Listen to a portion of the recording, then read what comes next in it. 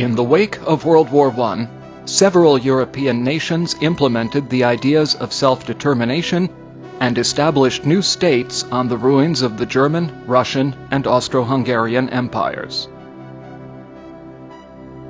The independent and democratic Republic of Latvia was born on November 18, 1918. Despite the destruction and losses of the war, Latvia gradually demonstrated significant economic, educational, and cultural achievements. Latvia was a peaceful and prosperous country, and it was a fully fledged member of the League of Nations. It managed to overcome the global economic crisis. Like several other European states, it experienced a change from a parliamentarian to an autocratic regime. Latvians were proud of their state, but its existence was threatened by the geopolitical interests of two major and totalitarian European powers. A criminal pact that was concluded between Germany and the Soviet Union on August 23, 1939, allowed Hitler and Stalin to divide up Eastern Europe at the expense of other nations and to launch World War II.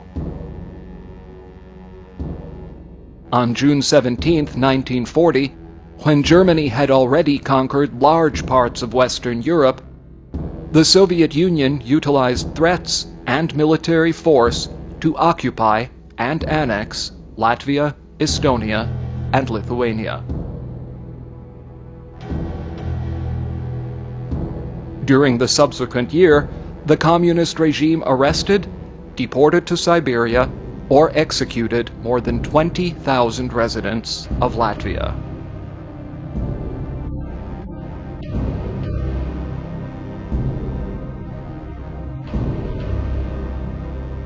When Germany invaded the Soviet Union on June 22, 1941, many Latvians were relieved at the end of communist terror and hoped that they would regain their freedom. They were soon disappointed. Nazi Germany had no plan to re-establish an independent Latvian state. The occupied Baltic states became part of the German-governed Ostland. Brutal terror was immediately waged against Latvia's Jews. The Nazi-organized Holocaust involved some local residents, and 70,000 Latvian and 20,000 foreign Jews were murdered.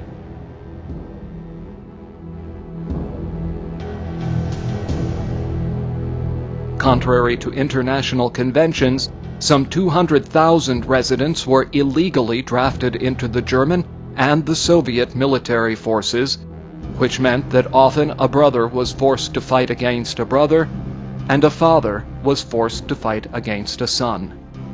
Many Latvian soldiers lost their lives on the battlefield.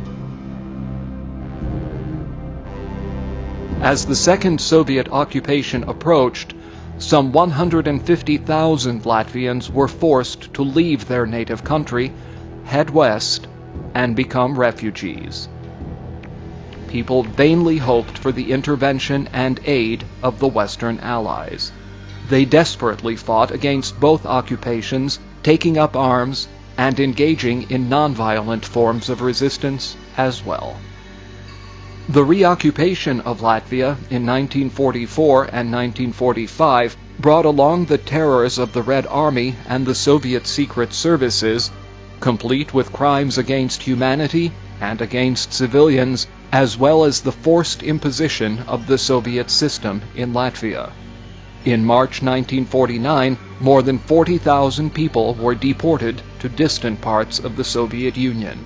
It is thought that the total number of people repressed by the Soviets after the war was about 150,000, and many of them never returned home. In their place, immigrants from other parts of the Soviet Union flooded into Latvia.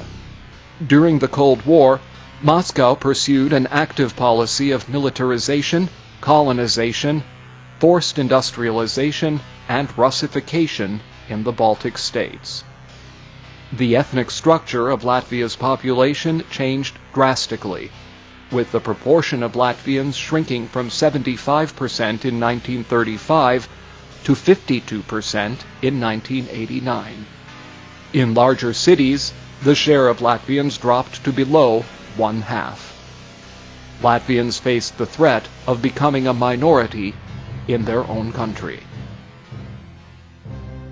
During the decades of the Soviet occupation, Latvians accommodated themselves to Soviet ideology, but they also retained their national identity and their desire to be free.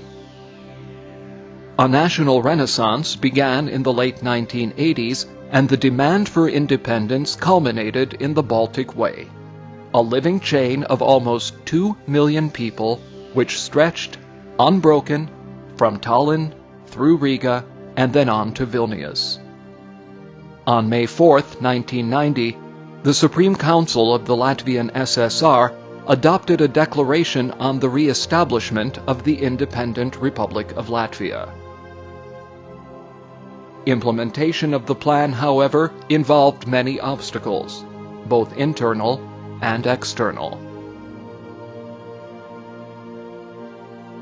To protect their freedom, thousands of people built barricades in Riga in January 1991, thus attracting the attention of the entire world.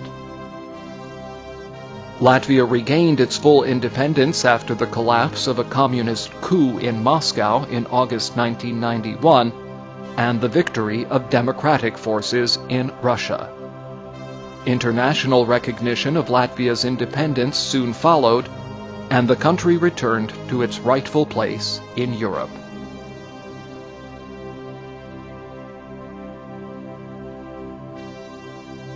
Latvia today is once again an independent and democratic republic, a member of the United Nations, NATO, and the European Union.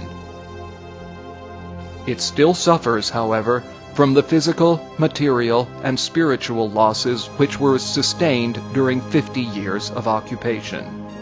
The ethnic split and the divided historical memories which the occupation caused are only slowly being healed. Nevertheless, Latvia is successfully integrating into the community of European nations and is heading toward new challenges in the future.